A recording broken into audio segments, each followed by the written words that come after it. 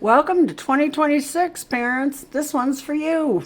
We have a new year and a new goal. Besides doing the lessons I've already been doing, I'll continue those for my wildflowers. But I'm also going to be doing a deep dive into the alphabet. One thing I'm not going to do is sing the alphabet song. Nope. Your kids might know that song or they might not. It doesn't mean they know the alphabet at all.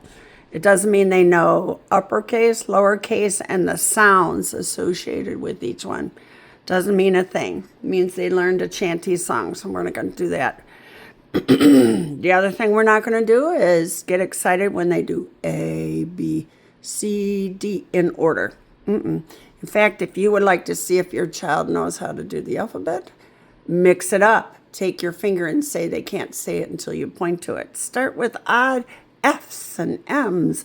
Go straight down and see if they can say it.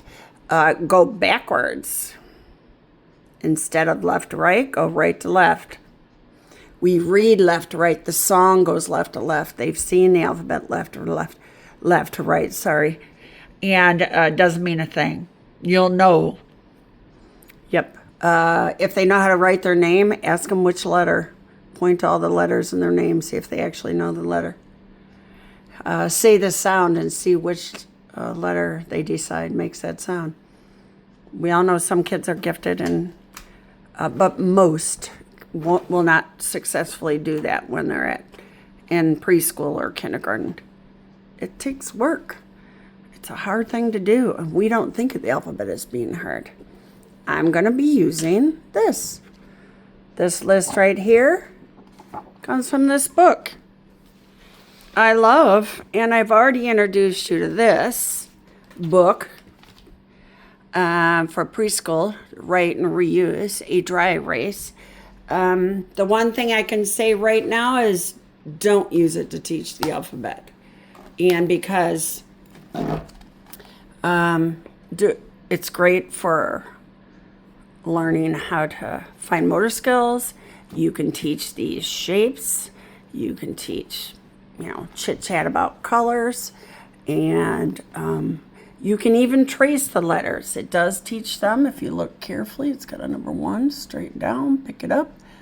Number 2, straight down, pick it up. Number 3, straight down, pick it up, straight down. It's not a zigzag. That would be from the bottom up. It's not a connected, nope, no bottom up. A lot of times bottom ups end up being backwards. And the zigzag do too, or the M ends up, they start at the top and start zigzagging, it's a W. If they start at the top and start the zigzag for the N, it's a backwards N. So we don't want to zigzag. We're not in top to bottom, pick it up. Top to bottom, pick it up. We already talked about preschool. If you didn't listen to the other ones, please do. It tells you what I think of these books and why they're good and why I really don't understand why. I mean, capitals are important. They're in titles. They're up here for crying out loud, but they're not how we write. It's not what they're going to see when they read. They're going to see at the beginning of sentences and names. And I wish in preschool we gave them a boost and just focused on the lowercase and then introduced. Don't assign this book. These directions, I think they're too hard to do by themselves. You could turn it into a game. What sound do you hear at the beginning of bird? B. Have them isolate the sounds. Banana. How many syllables do you hear? Ba-na-na. 3. Balloon. How many do you hear there? 1, 2. So you can turn it into a game, but to write the letter that begins each picture's name by the picture, follow the B words to help the bird get to her nest. My gosh. Kids will just trace around here, but they don't even know how to do the letters. That's what this page was for. Why in the world would we be putting B's here? So, yeah, it's a good thing to take to a restaurant.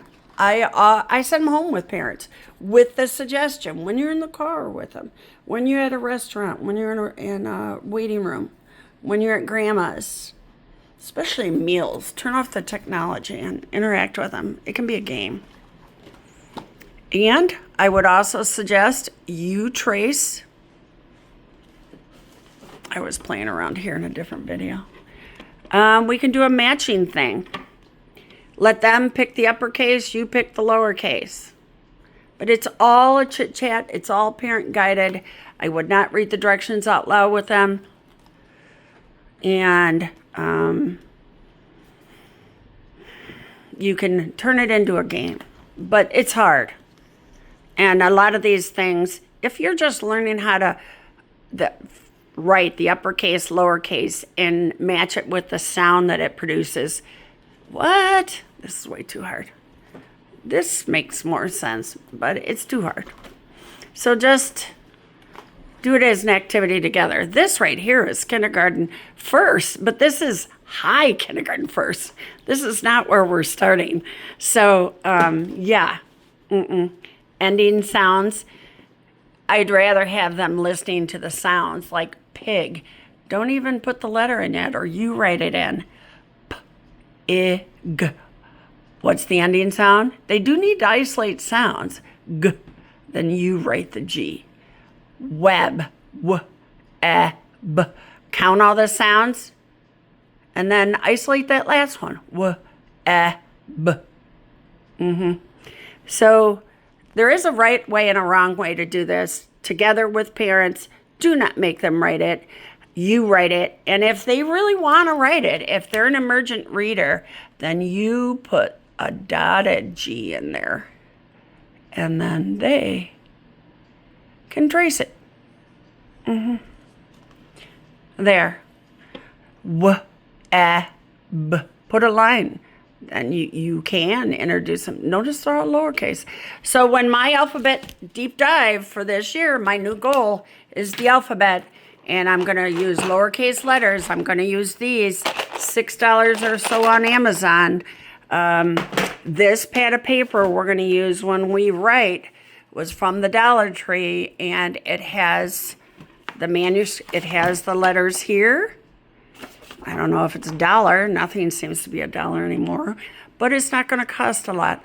One of my things is you can be an effective tutor for your child. Oops. With very little money. Dry erase pencils, pens, pencils are your friends. Index cards, these letters. The reason I like these, and I'm going to continue using these now from here on, I was using colorful ones. They're fun. You know, like flashcards. Any flashcard's better than no flashcards. But these are really good because the vowels are red. So the color itself, they're using color deliberately. The consonant letters are dark blue, and then these are red. And they're magnetic, so they're going to stick to this board. But we're going to do a deep dive, one letter at a time. It's really harder than you think. You might, as you listen to my videos, your child can listen to them too. And but I'm going to have some lessons for the kids. So, but you'll be surprised how there's things about the alphabet that we're so used to them and we never consider just how difficult it can be for a child that's either not ready to learn, has difficulty learning, has delays in learning, can't hear. It's hard. And so instead of just having them memorize flashcards, alphabet flashcards or something like that, or fill in pages like this, we're going to be very explicit into what we're doing. Yeah, so look for that. Today's just letting you know, new year, new goals. Now go have fun and do something great today.